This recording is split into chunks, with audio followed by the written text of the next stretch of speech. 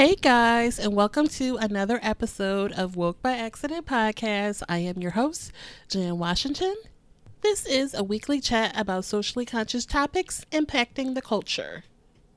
I would like to extend my gratitude in you listening to this podcast. It means everything to me, and I hope it is clear that this subject matter is so important to me. I care about our people, our future, and making a positive change in this nation. And welcome to another episode of Woke by Accident podcast. Today we have a special guest, a very special young lady who goes by the name of Different. Different is from Houston, Texas, and is joining us here today to share her story of how she overcame homelessness and foster care and to her life now as a college graduate. She holds not one, but 2 degrees. And she will be releasing her first book this month. It is called What If? A Controversial Paradigm Shift. Welcome to the show, Different. Thank you. Thank you for having me. Hello, everybody out there. Yes, definitely. I'm glad to have you. Now, your pen name, Different, would that be Mhm. inspired by the famous TV show that we love? No, but I do like that TV show. It was Okay. inspired by Identity Crisis, if you will. Okay. Different. Okay, for sure. And then you're from Texas Yep. in Fifth Ward. What was it like growing up? Let's say this. You can make it out of Fifth Ward, you can make it anywhere. They call that the quiet but deadly neighborhood of the north Mm-hmm. side of Houston, Texas. That's the same place the Ghetto Boys are from. If you ever heard of them, the famous rap Yeah. duo, the Ghetto Boys. Yeah, that's the same place they're from. And so growing up in the 90s and just seeing that actual, I've actually, witnessed, walking down the street to school, a dead body in a ditch. And, so to the fact that, when you hear gunshots, it became normal.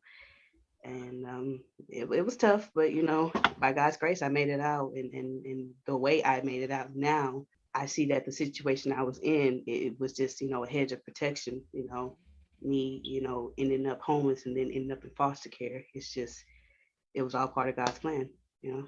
You mentioned that your family experienced homelessness. How old were you at that time? Me, my mother and brother, we ended up homeless.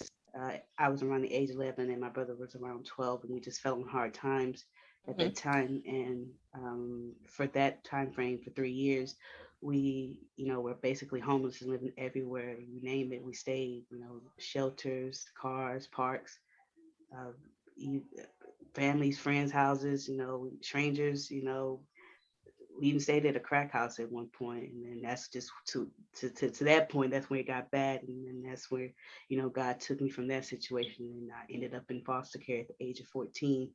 I was secretly placed in the system by a relative, and to where Mhm. nobody knew, none of my family members knew where I was.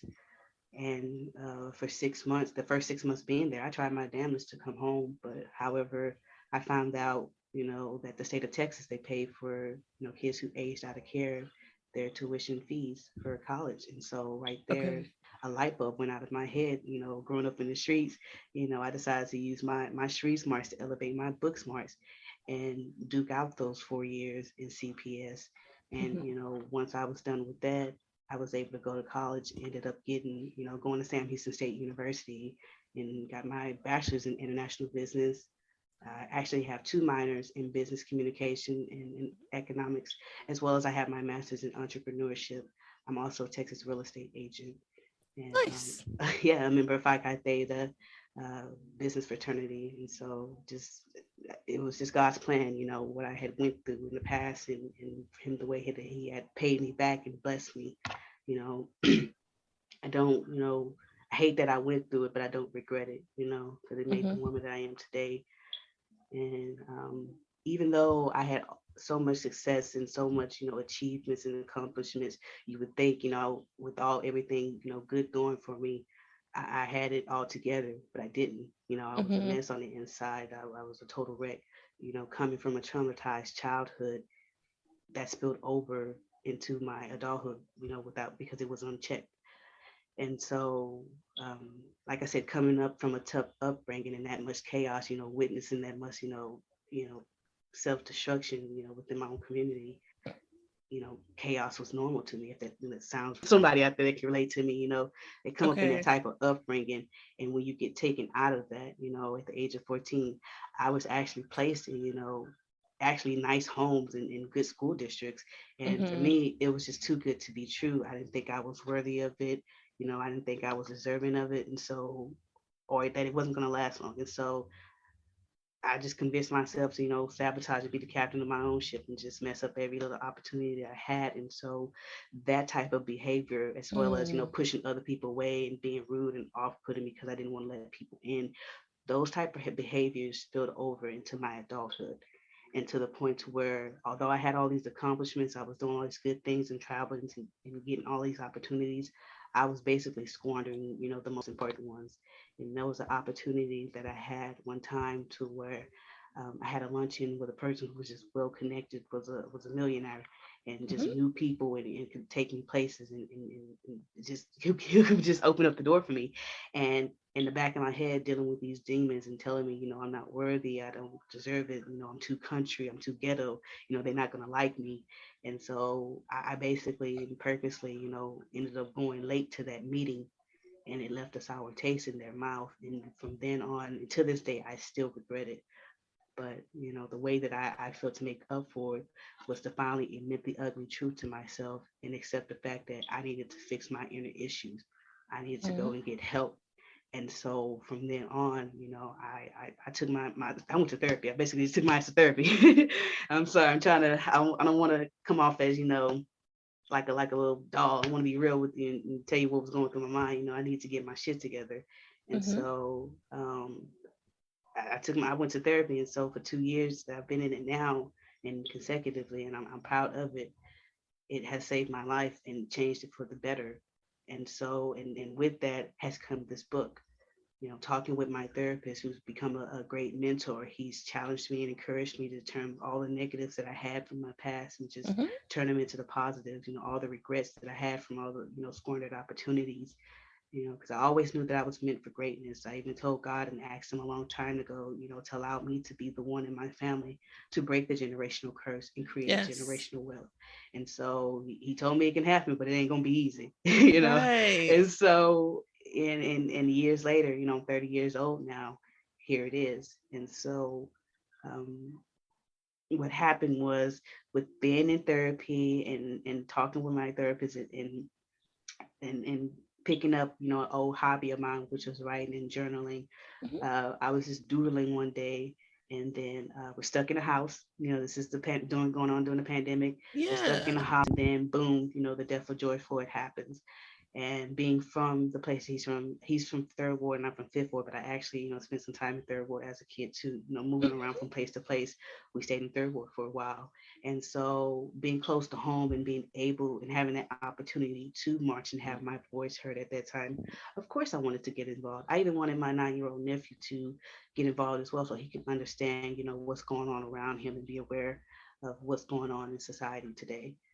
However, when it came time to go into his funeral, that day, like I woke up, I was ready to go, and I was like, I can't do it. And it wasn't that I was scared or like got cold feet and didn't want to, take that ride or wait in that long line. Although I do hate waiting in line. It was deeper than that. Um, I felt I wanted my voice to be heard longer than just in that moment of time, and Mm-hmm. so I wanted it to last long after I'm gone, and so being spiritually in tune, with myself and a person that prays and meditates and, talks with God, and prays on the spirit of discernment, and just asking him, what is it that I can do to, have my voice being heard and put my contribution to society? What is it that's going to capture, the attentions of people around the world, not just in America. What's going to make their heads turn? I asked all these questions, talking with Mm-hmm. God and meditating on them, and little by little, piece by piece, over time, it would come to me in dreams. Talking with people, watching things on TV, things like that. And then just one day, like I said, doodling and writing in my book and journaling, I just started writing, what if this, that, what if this, that, and the other. And before I knew it, I started it in June 2020 and finished the book in December 2020.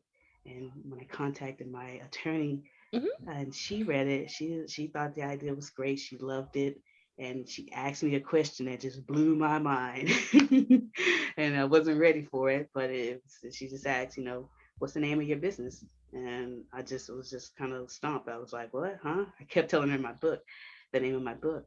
And she's like, no, I don't think you understand. She's like, you'll have to have a business. You would think a person with a master's degree in entrepreneurship, they would know all this, but I had plans for my degree in other ways. And so Okay. um, she stated, well, you'll have to have, if you selling a product to the public, you have to have, a business so they don't come after your personal gains. They can only go for your business assets. And so from that time on, from December up until March 2021, just praying, meditating, doing my research about forming a business, and like I said, being spiritually attuned and talking with God, I came up with Third Eye Entertainment LLC.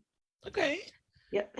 And so that's where the term third eye comes from, just being spiritually in tune with your third eye and just listening to, basically your heart and allowing your mind to follow and it leads you in the right place. And so basically what Third Eye Entertainment is about, it's basically a business that tries to bring social awareness to society through our Hmm. products and services that educates, inspires, and entertains all at once. We offer written and video material that touches on bases such as injustice, systemic racism. We talk about other social issues that's considered taboo and often swept under the rug, like sex trafficking, Okay. suicide prevention, mental health, gender equality, women's rights, voters' rights, LGBTQ issues. We talk about all of it. And I also have an entertainment side as well, to where I talk about my travel, my love for traveling with my hobby. I've been to almost close to 50 plus countries, and I have a travel blog as well as a food vlog that shares my experiences with being all over these different countries and experiencing their Nice. foods. And so I share that with the world as well. However, the first actual physical product that we have to offer to the public is my new book, What If? The Controversial Paradigm Shift. Okay, so that's the first project under Third Eye. Under the Third Eye umbrella, yes, ma'am. And Okay. so, and also, and just to go back to our creed with being the strive to bring social awareness to society, we Hmm. also have a model that we live by that we try to teach the world. During the midst of the pandemic, it shed light on just that notion again that life isn't promised, and yeah, whatever it is that you want to do in life is now or never. And so, and this is what we try to tell our audience: in order to achieve guaranteed success in life, one must manifest and speak into existence the things that they want and believe in. Secondly, they must plan for whatever it is that they want to do in life. Third, they must prepare for what it is that they're about to receive. So manifest, plan, Hmm. and prepare is what I was telling you earlier. But yes, going back to the first product that we have at Third Eye ENT, which is my new book, What If? A Controversial Paradigm Shift. Before I go any further, I must disclose that it does include a disclaimer. It is intended for a mature audience. This is the reason why I came to Woke by accident, because this is a podcast that can take some tough topics. And so with that, the book is strictly written to inform and encourage thought provoking and constant conversations about injustice and systemic racism in America. This is done through graphic but provocative illustrations, and it entails on controversial deaths and events that have occurred in America within the African American community. The way that I have structured my book is set up in four main categorized paradigms: historical, political, precedent, and hypothetical. And within those four main paradigms, there are sub paradigms that I ask the certain questions, what if? So, for instance, in the historical paradigm, I ask the historical question: basically, in 1619, what if Africans started dealing in slave trading, wherein they kidnapped millions of English men, women, and children from their homeland and brought them on slave ships to America? And I ask these type of questions in each of these paradigms that relates to situation that affects us in the political, the precedent, as well as the hypothetical paradigm. And so it's basically just asking the question, what if this happened to you? this is set up in the race role reversal, Mm-hmm. like subject. And so I'm basically just asking the question, what if this happened to you and your ancestor? What if this is still going on, to you? Then what? How would you feel? You know, and if it's not okay for, a white person, to receive this type of treatment, then why is it okay for a black person? And so basically, again, just trying to push the Right. envelope to, encourage, everybody to have that conversation, especially those who don't want to. Another reason what inspired me to write this book is because I'm sick and tired of people, saying, or the racist people of the world stating that, racism doesn't exist, or that, they don't see Mm-hmm. any color, or we're the reasons, racism is alive because we're keeping it alive. Mm-hmm. And so I got tired of, those color blinded, people, if you will. And so I wrote this for them as well, just to push the envelope, to ring the bell, what Mm-hmm. if, as well as this book also not only just hopefully, I hope to encourage those to talk about it, but to plant the seed, if you will, to encourage those to, instead of systemic racism, how about systemic change? Let's work on that, if you Mm. will. It may not happen for this generation, Jen, but what if this is a generation that plants the seed for the next? That's what I talk about in Right. hypothetical paradigm. Okay. This book also, is my hope and prayers that it encourage others to, think about being compassionate for one another, being kindness and loving, because we're all in one and same. We're human, and we're all Mm-hmm. going through something, within our personal lives, be it, our identity crisis, our finances, relationships, sexual orientation. We're all struggling with something. And so let's show kindness and compassion and love for one another, no matter what our race is, no matter what our religion is, no matter what our political beliefs are. Let's just, start from there. And so, Definitely. And I yeah, definitely want to take a quick minute to give kudos to you for recognizing like, hey, I'm dealing with something and seeking out therapy because I was thinking about, you've dealt with a lot of heavy things that, was a lot for one person, one young person to deal with. And so a lot of times, it may just be something that hits you later on, much later on, well, thank you, Queen. that's Thank you. still something that, yeah, Is it something that you're thinking about doing? Do I it. really, Let me let me stop you right you there. would Let me recommend talk it. let me talk to you and your audience right here and now. Anybody out there listening to me, listen to me good and hear me well. Okay. If you're going through any type of depression, feeling suicidal, you sick and tired of being sick and tired, you're not happy where you're at, listen, it's okay not to be okay. Just don't sit there and not be okay. Go fix that shit. Go get help. And Hmm. and don't feel ashamed about it. Only thing you should feel ashamed about is just sitting there letting yourself go to waste, torturing yourself, being in that mental bondage. Free yourself because nobody else is going to do it for you. That's true. And so, and with that being said, whatever it is, whatever method you choose to do, talking to a therapist, excuse me, your family, friends, taking up a hobby, even calling the chat line, talking with them, shoot, they free. Call a hotline and talk with them. They don't know you, you don't know them. So you can just talk with them about your problem if you're feeling sad and ashamed. Me coming Hmm. up, what it was for me, Jen, is that I came up in that environment, of what goes on in this house stays in this house. And so you don't talk Yes. about, what was going on. And so if somebody touched you, I'm not saying that just happened to me, but if an example would be if somebody touched you, and even if you told, half of the time it got swept under the rug. And Mm. so from there on, you were made to feel ashamed about it. And so even if you told somebody, nobody would believe you or nobody would entertain it. It wouldn't matter. And so it's basically, just keep it to yourself, keep it bottled up. But those type of things, it spills over into your adulthood and it affects all of the good things that you have that's going for you in your adulthood. And so you couldn't control what happened to you as a child, but as an adult, it's on you to get your shit together. That's true. It's on you. That's true. With mama and daddy, whoever did you at a young age, you had no control over it. It's not your fault, but somehow, some way, it's now your problem, and it's on you to fix it. Okay, and that's the ugly truth. That's the ugly truth that I had to face about myself. It wasn't my fault, but it's my problem, and I have to fix it. Right. And if I wanted all the opportunities that I squandered, it was my fault. I kept trying to blame it on this and that and what I had been through, but it was my fault. And so I had to go and fix that. And it was therapy for me. And then it can't be turned into writing. At first, it was traveling. And when I first started traveling, I was happy about it, but I was also using that as a method to run away from my problems. Hmm. And so even when I would go all over the world, be in these beautiful hotels, on these beautiful exotic beaches at night, laying in those comfortable beds, I would be crying, Hmm. because I'm by myself. I don't have nobody to share it with. That just goes to show money doesn't buy happiness. Hmm. Having all these nice things. I learned that early on. So even when the money comes, I know that it won't provide that source of happiness. It's what's within that will give you that true satisfaction.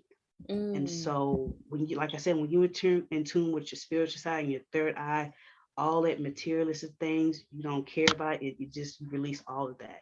And within that it comes accepting the ugly truth, getting real Hmm. with yourself, whatever it is, that happened to you, not even just in your childhood or what happened in your past, in your childhood past, but even as an adult, things that you're going through as an adult, if it's still holding you back or weighing you down, go fix it and then cut that loose. Process what happened, accept what happened, acknowledge what happened, and then let it go and move on because there's nothing that can be done about it. And Right. I don't want to get too deep off into it, but I would No, but let me yeah. just my main point again. With that being said, anybody again out there listening, that's even if you're not dealing with depression, somebody that is, Hmm. just reach out to them, tell them you love them, talk to them. You ain't got to dig into their business, but just let them know that you love them and you care about them. It goes a long ways as well. But in any case, like I said, it's okay to be not be okay, but just don't sit there and not be okay. That's not okay, Right. you know. And so Right. go get help. And I'm glad that I did. And I tell anybody that listens, and Hmm. even my family, sometimes they get mad at me still because I'm the first one. They're not used to this, and so they still like, why are you telling all our business and stuff? I'm saying I'm telling my business. This is my story, and I'm sticking Right. to It's it. not about you. Nothing that Right. I said and saying is false. It's very true. You can go Hmm. and ask anybody about it. This is my story, and I'm sticking to it. A true story, if you will. And so don't care about what your family or friends say or judge you for going to do what's best for you. You do you. Anybody out there listening to me, Right. and don't give I'm trying to keep PG-13, so I don't want to speak to too much real, but don't give a damn what nobody had to say or think, Yeah. especially your family or friends. You know, if fixing and healing, your hurt and pain exposes their truths and faults, then so be it. That's their shame to deal with, not yours. Mm. You releasing yourself from that burden, that mental bondage, and it's now their problem, their issues to deal with, no longer yours. You fixed yours, so you know. Right. And that makes brought me to a thought that, dealing with what everybody, like everyone's childhood, what you went through, and everyone has their own individual pains and traumas. And then we have to see George Floyd and Mm-hmm. Mike Brown and Mm-hmm. Trayvon and all these other I got them all traumas. in my book. They're in precedent paradigm. Really? So you were able to process those feelings through your book. Like in myself, I started my podcast right when George Floyd was going on. This was my outlet to share. Mm-hmm. So, I mean, people have to deal with that public trauma of seeing another Black person go through something horrible like that. I know. So Let's. that was, I hate that we keep a saying the great George Floyd. way. We're gonna call him the camel that broke the straw that broke the camel's back, if you will, Well, because I'm tired of saying all of it. It's just yeah, yeah, he yeah. was the one that made the bubble pop, and Right. and and for everybody, because I think what the difference with George Floyd's death was, people watched it in live action. They had to watch this man die of a slow and agonizing pain for 8 minutes and 49 seconds, on live stream. That's this type of stuff you can't make up. And Hmm. so, like Emmett Till's death, the way it sparked, encouragement for the civil rights movement, his death, Yes. is basically the Emmett Till's death of our time. it's Yes, it sparking the is. change that it needs. And I want to be a part of that change and make sure, Yeah. when I get older and my grandkids ask me, Granny, what you did for the during the pandemic, where were you during this time? I'm gonna tell mine, hey kids, I was, breaking a generational curse and creating generational wealth, by writing this book that rung the bell of the world.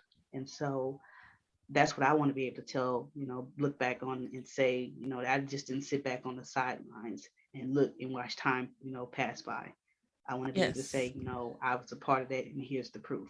Yeah. Definitely. I think that's awesome that you explored that topic in that way. Very unique. And I'm really interested to check that out. And so the book is available at the end of the month, you mentioned, or? Yes. So as far as the book goes, the pre-sale will start the last week slash beginning of the first week of September. They kind of Okay. mesh together. So Okay. August 30th is when it should start. You should go to my website, differenceworld.net, spell again, Difernsworld.net.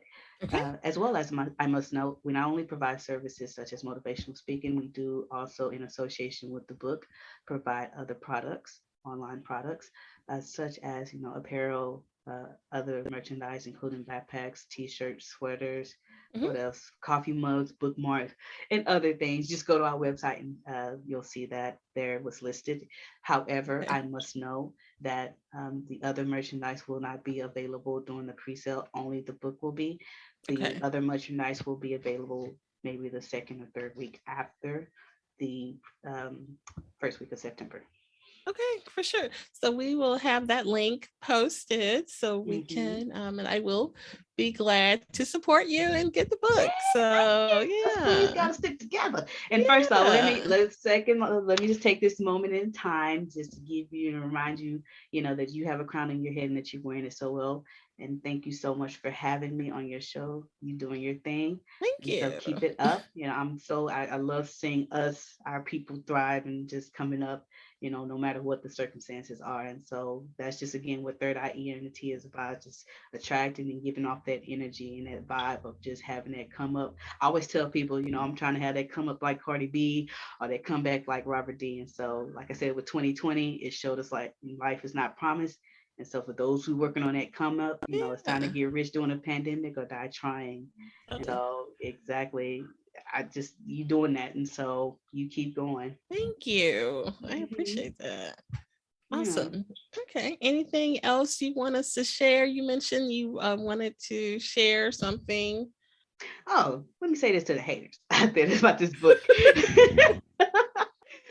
let me dress them because they fans too, if you will. Yeah, because although I am getting good reviews on online about the book, also with the bad reviews, it's going to be good and bad, and that's the point of the book is to get you talking about it, whether it's good or bad. Your bell's been rung.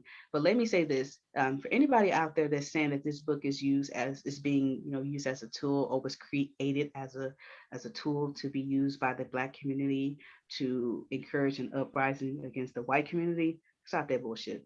It's not. This is Mhm. simply, meant to basically rattle your cage. It may piss you off. Well, my granny said it's always better to be pissed off than pissed on. So get over it. You will be all right. As far as, worrying about what naysayers say, one thing that, I've learned from number 45 and other people that's full of that BS is, Mhm. no matter what, it'll always be somebody out there supporting and condoning your BS. So you go where you celebrate it, not where you tolerate it. So it's also something I Mm. tell to the audience as well. Don't worry about, trying to conform to anybody's, idea of what you should be. You do your thing and what's right for you. You go where you celebrate it and not where you tolerate it. And so that's exactly what I'm gonna do with this book. I'm gonna go where I'm celebrated and not where I'm tolerated. So I know exactly, where this book is gonna do good at, and so that's where I'm gonna go.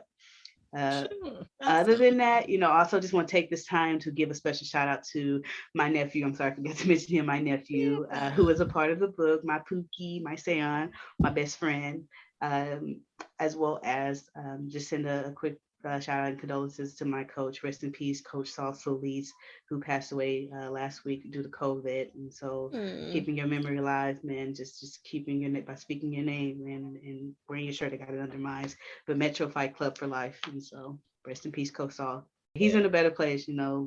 You get your wings. You do. He came to this earth and did exactly what he was supposed to do, and he was well loved, well Mm-hmm. respected. And one thing he taught me, and what I've learned from him, I actually do MMA as well. I forgot to mention that to Thank you. you. I've been doing it for the past Okay. 6 years, and Yeah. so what I've learned from him, is that in order to be the best, you have to do the shit that your opponent won't do. Mm-hmm. And so that right there, I always keep that with me in whatever it is that I do, even with this book, the way that I go on about it, how I have set it up. No person out there has ever done a book like this. It's truly Mm-hmm. different and unique. Awesome. Well, you should be proud. I'm sure he was proud of Oh you. yeah, yeah, he And was all yeah. proud. Mm-hmm. Definitely. Well, thank you for joining us today. We will keep in touch and we will make sure we have the information about the book out there for the listeners. And please come back anytime with other No projects. worries. Yeah, you'll have me back. I appreciate that. Yeah, for Thank you guys sure. for listening and having me. I appreciate you all. Yeah, again, go to my website, differenceworld.net, and you can see all my other social media platforms and where I'm at: YouTube, Facebook, Instagram, Twitter, all the other good junk, and all our other merchandise and info. Thank you guys so much for having me. Difference World, come and learn. All right. That's what's up. Thank you. Thank you, Queen. Appreciate it. All right. Thank you guys for listening. At this time, we are going to go ahead and conclude this episode. We do appreciate you listening. We do invite you to follow us on social media.